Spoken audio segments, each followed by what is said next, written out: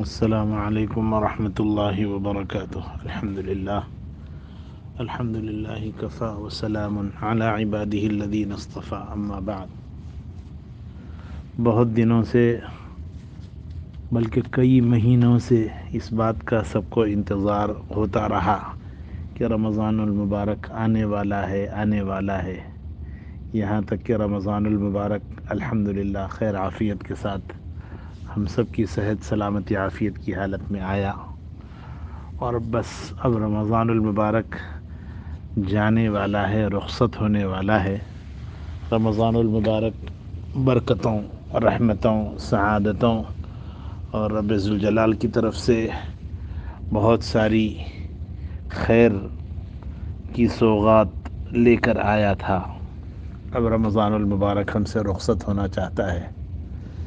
جس کو جس طرح کی بھی عبادت کی توفیق ملی، یقیناً وہ قسمت والا اور نصیب والا ہے، اور جن لوگوں کو عبادت کا موقع نہیں مل سکا، یقیناً وہ محروم القسمت ہیں، اور اپنے آپ پر وہ جتنا بھی افسوس کریں کم ہیں، اس لیے کہ رمضان المبارک جیسے بابرکت مہینے کے مل جانے کے بعد بھی اگر کوئی اپنے آپ کو عبادت کے لیے تیار نہیں کر سکا تو یقیناً وہ شخص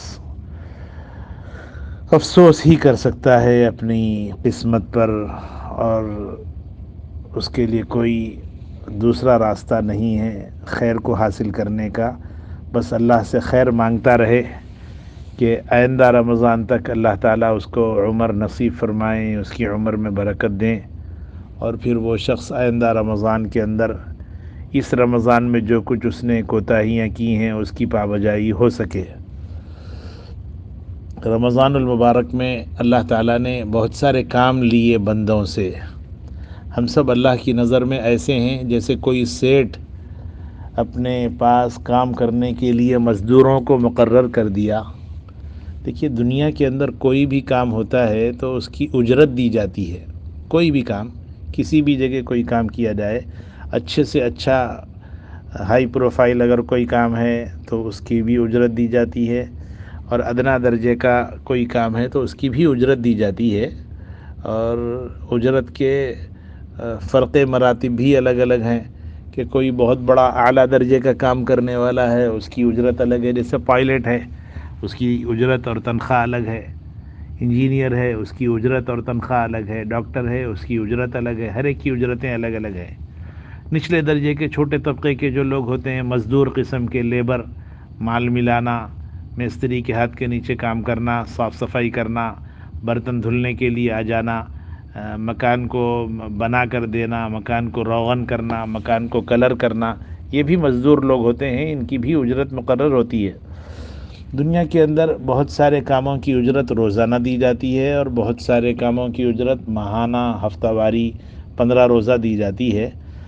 رمضان المبارک کی جو کچھ عبادتیں رب ذوالجلال کی توفیق سے ہم سب نے کی ہیں، اس میں اللہ تعالیٰ نے جس کو جو ضروری سمجھا فوراً نقد دینا، وہ تو اللہ تعالیٰ نے ثواب دیا۔ یعنی روزہ رکھا، روزے کے ثواب میں اللہ تعالیٰ جس کا روزہ معیاری ہوگا اس کو اسی معیار کے اعتبار سے ثواب دیتے ہیں۔ کسی نے صدقہ اور خیرات کیے تو صدقہ اور خیرات کا اجر و ثواب بھی اسی طرح ہے۔ کسی نے قرآن مجید کی تلاوت کی، اس کا اجر و ثواب بھی مقرر ہے۔ کسی نے افطار کروائے، کسی نے سحری کروائے، بہرحال جس کو جیسی توفیق ملتی گئی اس نے ویسے کام کیے، اور اللہ کی طرف سے جو نقد طور پر اس کو ضروری تھا اللہ تعالیٰ نے وہ عطا فرما دیا۔ باقی حقیقی جو اجرت ہے، وہ حقیقی اجرت کے لیے رب ذوالجلال نے نظام بنایا ہے۔ رمضان المبارک کی جو چاند رات ہوتی ہے، اس چاند رات کے اندر جس نے دنیا میں رہتے ہوئے جو کچھ اچھے کام کیے ہیں رمضان المبارک میں، ان سب کو اس کی اجرت حقیقی، ایک ہوتی ہے اجرت کہ انسان کو 10 نیکیاں دی جائیں، 20 نیکیاں دی جائیں، 50 نیکیاں دی جائیں، 100 نیکیاں دی جائیں، اور ایک ہے مغفرت کا اعلیٰ درجہ کہ انسان کی مغفرت کر دی جائے۔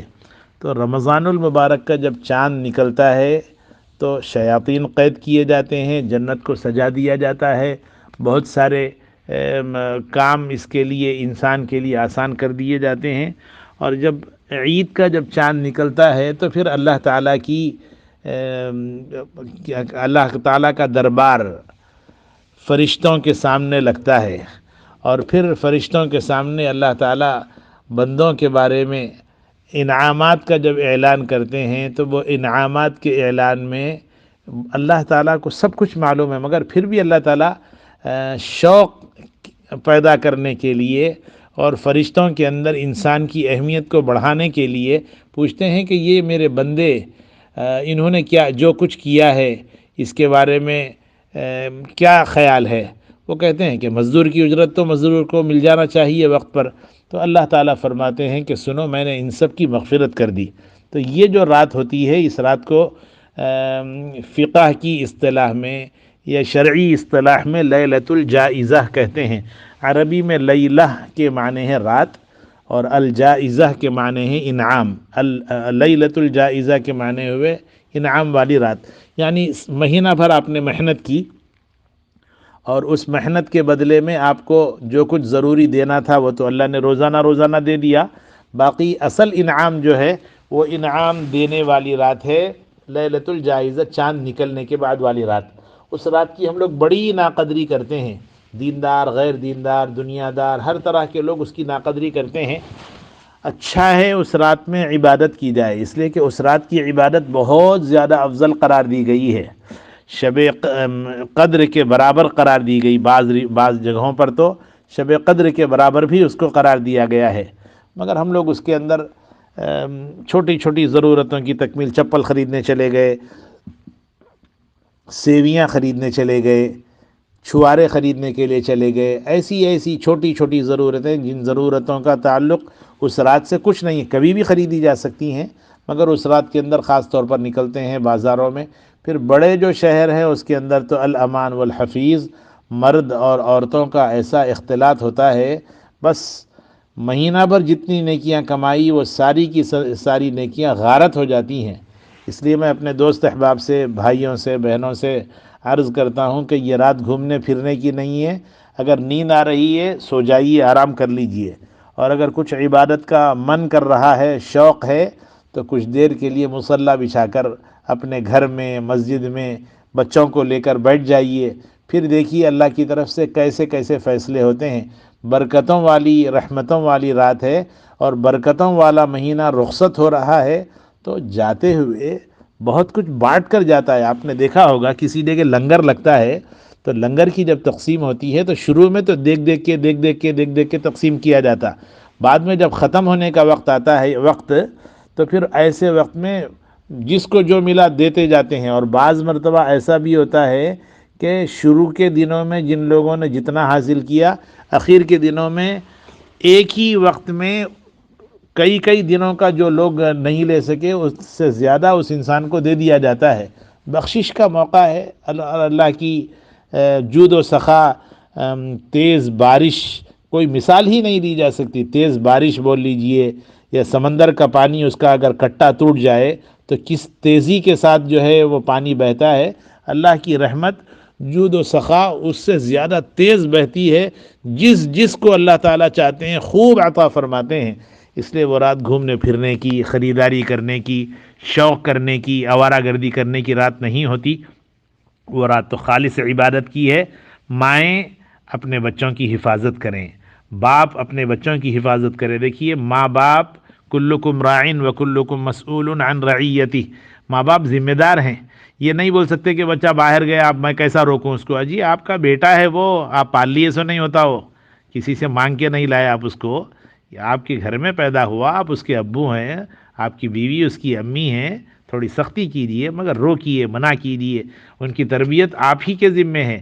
اگر بچے اچھے ہوں گے آپ کا نام ہوگا، بچے خراب ہوں گے آپ ہی کی بدنامی ہوگی۔ کوئی بچہ شرارت کرے گا تو شرارت کے وقت میں کس کا بچہ ہے پوچھتے ہی ہے، کس کا بچہ ہے جی یہ، تو بولا جاتا فلاں صاحب کا بیٹا ہے۔ تو آپ اگر اچھی تربیت کریں گے تو آپ کا نام ہوگا، اور اگر آپ اچھی تربیت نہیں کریں گے تو پھر آپ ہی کی بدنامی ہوگی۔ اور یاد رکھیں بدنامی اچھی چیز نہیں ہے، پھر رحمت سے محرومی کا اندیشہ ہوتا ہے اس رات میں، خدا نخواستہ کہ بہت سارے لوگوں کو اللہ تعالیٰ محروم فرما دیتے ہیں، خدا نخواستہ محرومی کا سبب نہ بنے اپنے بچوں کے لیے، اپنے لیے۔ اس لیے اللہ کی طرف خوب توجہ کے ساتھ گڑ گڑائیں، عاجزی کریں، منت سماجت کریں، مانگیں، استغفر اللہ کی کثرت کریں اس رات میں۔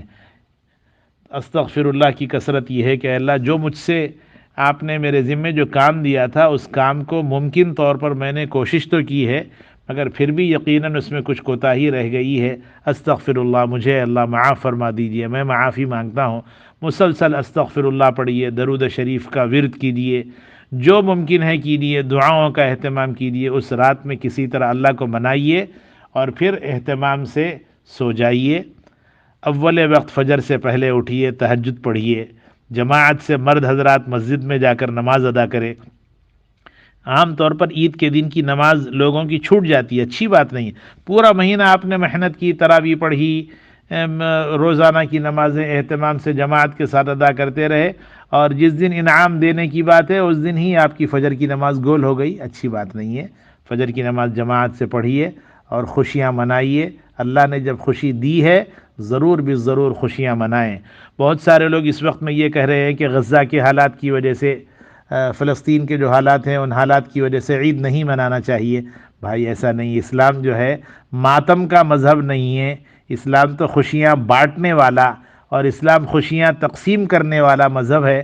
اللہ کے نبی صلی اللہ علیہ وسلم نے ایک موقع سے ارشاد فرمایا، یسروا ولا تعسروا، آسانیاں پیدا کرو، مشکلات پیدا نہ کرو، بشروا ولا تنفروا، کہ خوشخبریاں دیتے رہو، بانٹتے رہو، نفرتیں نہ بانٹو۔ تو غزہ کے جو حالات ہیں اس کے لیے دعا ضرور کیجیے، مگر عید نہیں منائیں گے یہ اچھی بات نہیں ہے۔ عید جب اللہ نے عطا فرمائی ہے تو شکرانے کے طور پر باضابطہ عید منائیے، اچھے کپڑے اللہ نے دیے ہیں، اچھے کپڑے پہنیجیے، کھائیے، کھلائیے، غریبوں کا خیال کیجیے، صدقۃ الفطر ضرور بھی ضرور ادا کریں۔ صدقۃ الفطر ادا نہ کریں گے تو اللہ تبارک و تعالیٰ کی طرف سے پکڑ میں آ جائیں گے، اور اللہ کی پکڑ بڑی سخت ہوتی ہے۔ رب ذوالجلال ہم سب کو اچھے کاموں میں استعمال فرمائے۔ لیلۃ الجائزہ میں جن جن نیک بندوں کو، اللہ کے منتخب بندوں کو اللہ تعالیٰ بہت سارے انعامات سے نوازتے ہیں، اللہ تعالیٰ ان سب میں ہم سب کا نام شامل فرمائے۔ وآخر دعوانا ان الحمد للہ رب العالمین۔